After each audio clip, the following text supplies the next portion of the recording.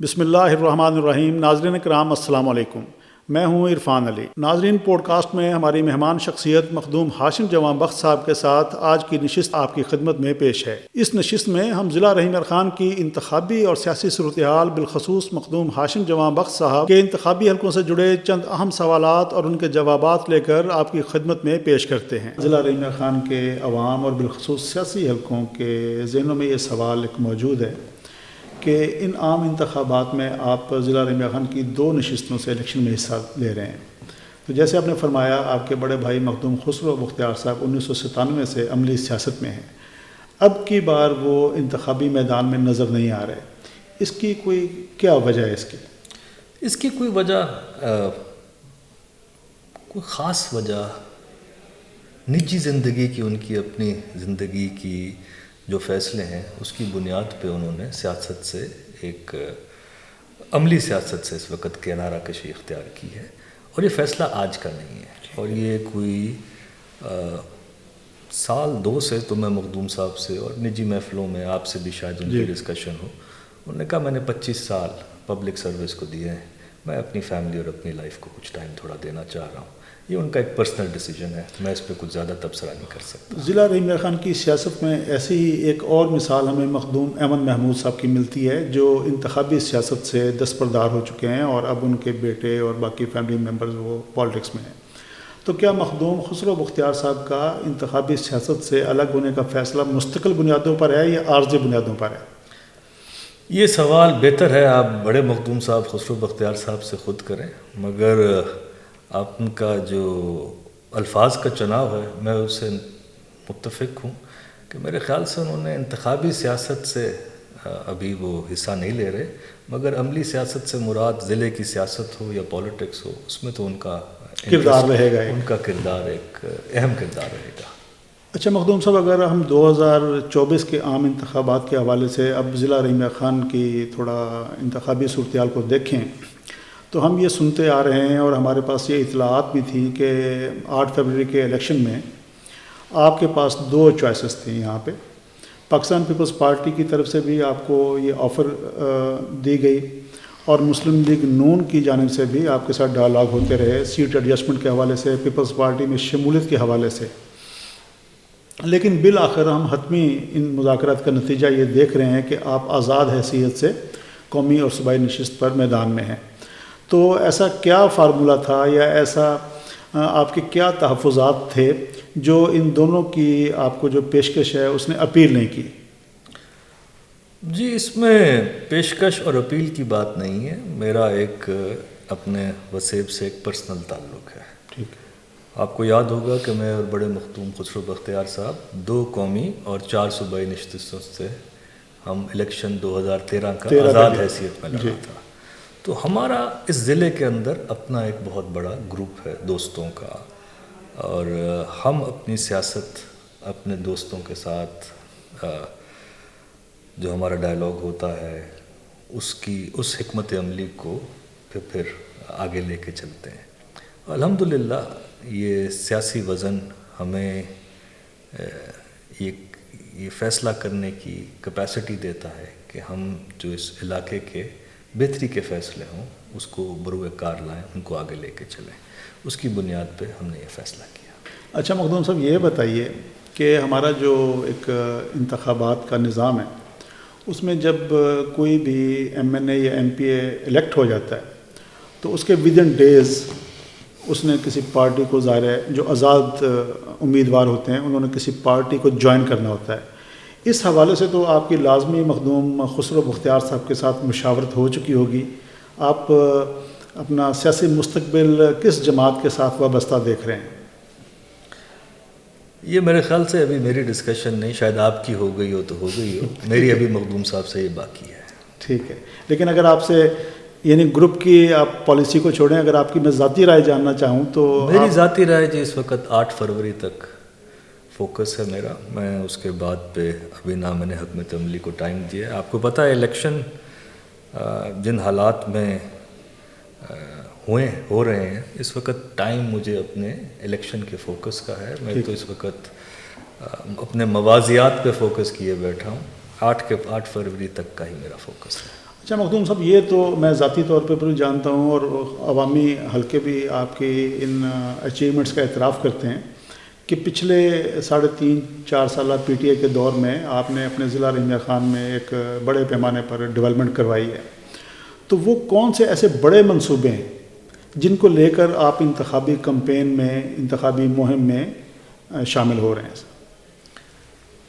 دیکھیں، یہ الحمدللہ میرے خیال سے رحیم یار خان کی تاریخ میں ڈیولپمنٹ کے لحاظ سے ایک بڑا سنہری دور گزرا ہے، اور یہ جب بھی تاریخ لکھے گی اس کو سنہری حروف میں ہی یاد کرے گی. رحیم یار خان کا پہلے تو میں نے ایک بلا تفریق سوچ رکھنے کے لیے ایک پلان بنوایا تھا، ڈسٹرکٹ ڈیولپمنٹ پلان، کہ آیا کہ ہمارے جو بنیادی انڈیکیٹرز ہیں، چاہے وہ صحت ہیں، تعلیم کے ہیں، نکاسی آب کے ہیں، روڈ انفراسٹرکچر کے ہیں، ان کی ریکوائرمنٹس کیا ہیں. تو پورا نقشے کو دیکھ کے، لوگوں کو دیکھ کے، ان انڈیکیٹرز کو دیکھ کے، کچھ ماہر معیشت کو بٹھا کے، کچھ پبلک سیکٹر پالیسی والوں کو بٹھا کے، شروع میں ہی آتے ہی میں نے ایک جامع حکمت عملی کی منصوبہ بندی کی. اور باقی رب کی ذات کی مہربانی ہے، انسان تو کوشش ہی کر سکتا ہے، وسائل تو عوام کے ہیں، میں نے بس اس کا رخ موڑا کہ جہاں فقدان تھا اس کا، اس طرف وہ لگ جائے. تو ان سب میں سے جو فلیگ شپ پروجیکٹس ہیں میرے خیال سے وہ ایک تو صحت کے لحاظ سے ہیں. ٹھیک. آپ کے علم میں ہوگا کہ اس چھوٹے سے عرصے کے اندر 3 state of the art hospitals Rahim Yar Khan میں لائے گئے. ٹھیک. 2 شیخ زائد کے تھے. جی. ایک شہر میں جو 450 بیڈ پہ مشتمل حضرت حمید الدین حاکم سرجیکل کمپلیکس، جو شیخ زائد کا حصہ ہے، اس کا سرجری کا جو کمپلیکس ہے وہ یہاں لایا گیا تاکہ اس علاقے کی سرجیکل ریکوائرمنٹس ہوں، ہیلتھ کی ریکوائرمنٹس ہوں، اس میں ایک state of the art hospital یہاں پہ ہو جائے. دوسرا، ہمارے جو باہر کے دیہی علاقے ہوتے ہیں یہاں ڈاکٹرز کا ہمیشہ فقدان رہتا ہے. آپ ہاسپٹل بنا بھی دیں تو وہاں ڈاکٹرز نہیں جاتے.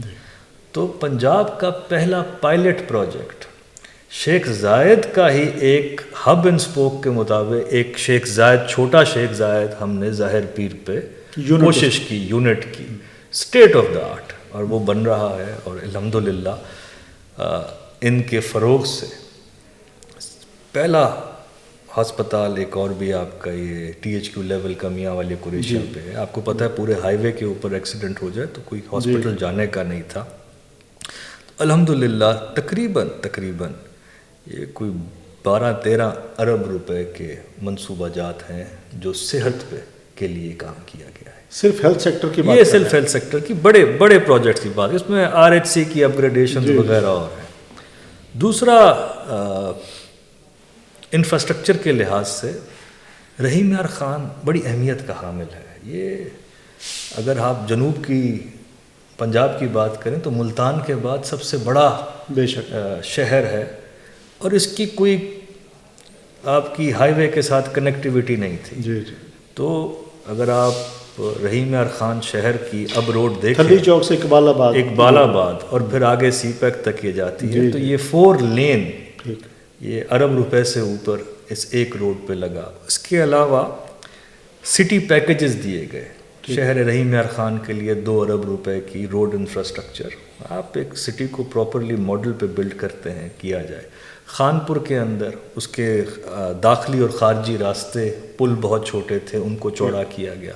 شہر کو 2 حصوں میں ریلوے ٹریک ڈیوائیڈ کرتا تھا، اس کے اوپر ایک بہترین قسم کا فلائی اوور بنایا گیا.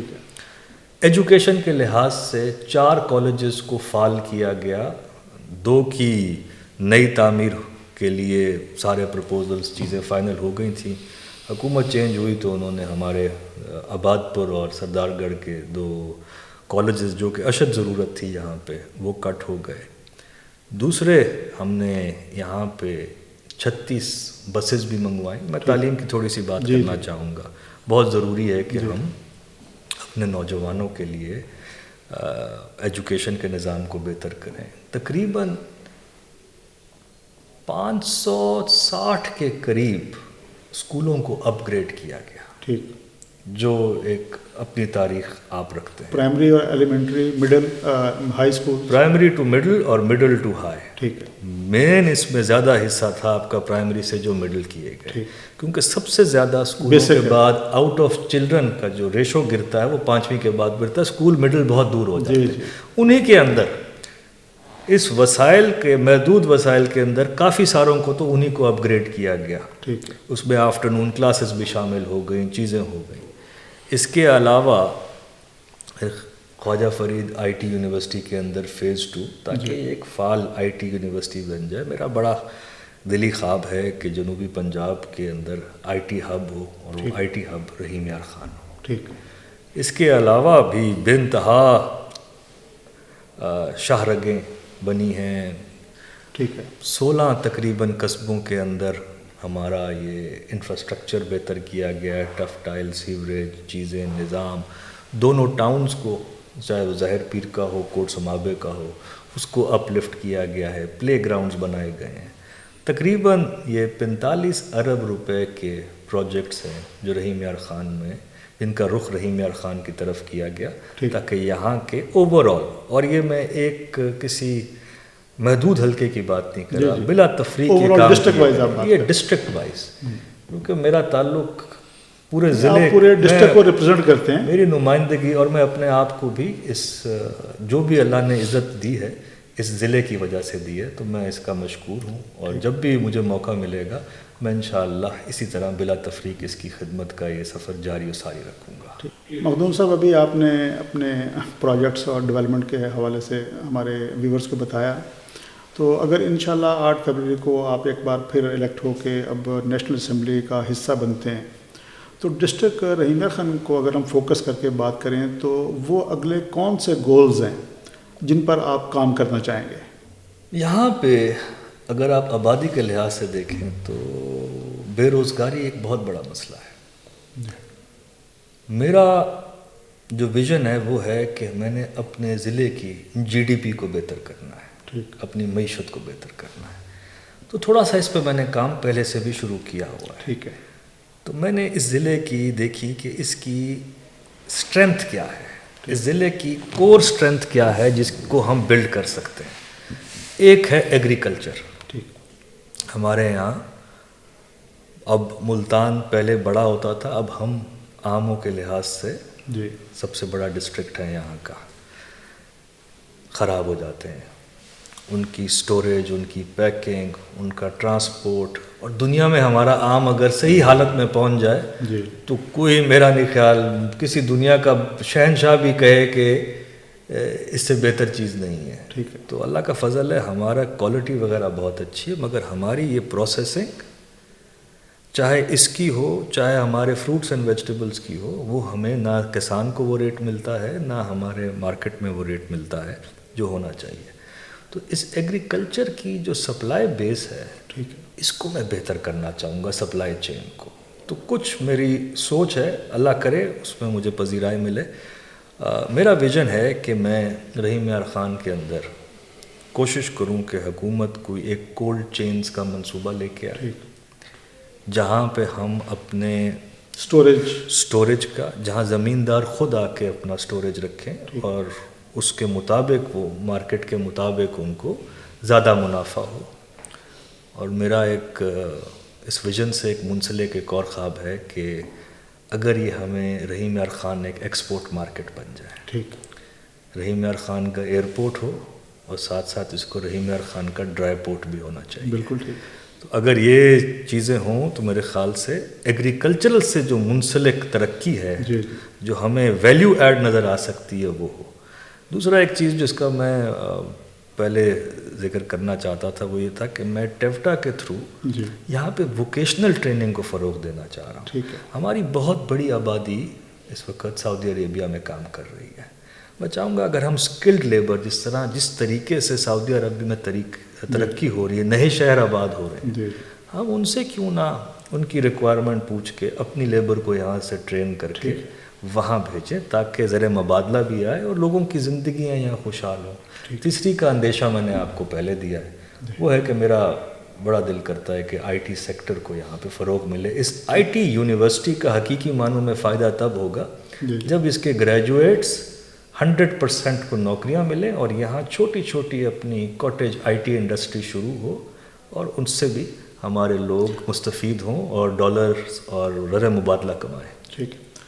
اچھا مخدوم صاحب، اب آخری بات تھوڑی سی آپ کے انتخابی حلقے میں انتخابی سیاست کے حوالے سے، کیونکہ کچھ اطلاعات یہ گردش کرتی رہیں اور ہمیں بھی معلوم ہوا کہ آپ کے جو انتخابی حلقے ہیں NA171 اور PP260 PP261، یہاں آپ کی پاکستان پیپلز پارٹی کے امیدواران جو کہ آپ کے ظاہر فیملی کے ممبرز ہیں، قریبی آپ کے رشتہ دار ہیں، تو ان کے ساتھ کچھ سیٹ ایڈجسٹمنٹ کسی فارمولے پہ آپ کا اتفاق ہوا ہے؟ دیکھیں، کوئی باشعور آدمی اس بات کو مزاحیہ سمجھے گا. ٹھیک ہے. سیٹ ایڈجسٹمنٹ ہوتی تو الیکشن ایک دوسرے کے خلاف لڑنے کی ضرورت ہی کیا تھی. وہ اپنی محنت، اپنی قابلیت، اپنے ویژن، اپنی سوچ کی بنیاد پہ الیکشن لڑ رہے ہیں اور میں اپنی بنیاد پہ لڑ رہا ہوں. کوئی ہماری سیٹ ایڈجسٹمنٹ نہیں ہے اور it's free and fair election. May the best man win. بالفرض محال 8 فروری کا انتخابی نتیجہ یہ نکلتا ہے کہ آپ قومی نشست اور صوبائی نشست دونوں پر کامیاب ہو جاتے ہیں، جبکہ آپ کی جو دوسری صوبائی نشست PP261 ہے، یہاں بھی آپ کے کینڈیڈیٹ مختوم افکار صاحب کامیاب ہو جاتے ہیں. بالفرض محال یہ ایک سینیریو بنتا ہے. تو بادی النظر میں یہ نظر آ رہا ہے کہ آپ صوبائی نشست PP260 چھوڑ دیں گے. وہاں آپ پھر کسے ریکمینڈ کریں گے الیکشن کے لیے؟ یہ قبل از وقت فیصلہ ہے. میں بھی تو اس حوالے سے آپ کی کسی کے ساتھ کوئی انڈرسٹینڈنگ ہے؟ میری کسی کے ساتھ کوئی انڈرسٹینڈنگ نہیں ہے. میری انڈرسٹینڈنگ صرف بڑے مختوم صاحب کے ساتھ ہے. ٹھیک ہے. یہ ان کے ساتھ بیٹھ کے فیصلہ ہوگا کہ کون سی نشست اگر اللہ تعالیٰ نے دونوں پہ کامیاب کیا تو کون سی رکھیں گے اور کون سی پہ بائی الیکشن ہوگا. اس وقت کی یہ فیصلہ ہے. یہ 8 فروری کے بعد کے فیصلے ہیں اور بعد میں ہی ہوں گے. مخدوم صاحب بہت شکریہ، آج آپ نے بہت تفصیل سے اور محبت سے ہمیں ٹائم دیا، اس کے لیے میں آپ کے شکر گزار. عرفان صاحب، میں آپ کا شکر گزار ہوں کہ آپ نے نہ صرف یہاں تشریف لائے بٹ مجھے بھی موقع دیا کہ میں رحیم یار خان اور اپنے وسیب بلکہ پورے پاکستان میں اب آپ کا شو دیکھا جاتا ہے. اپنی سوچ کا اور اپنے جو میں خیالات رکھتا ہوں، چاہے وہ اکانومی پہ ہوں، چاہے وہ رحیم یار خان کی پالیٹکس یا پبلک پالیسی کے لحاظ سے ہوں، آپ نے مجھے موقع دیا. میں آپ کو یہ بھی شکریہ ادا کرتا ہوں کہ آپ جیسے لوگ اب یہ نیا وی لاگ کے کلچر کو پروموٹ کر رہے ہیں اور ایشو بیسڈ پالیٹکس کو آگے لے کے جانا چاہتے ہیں. شکریہ. Thank you very much.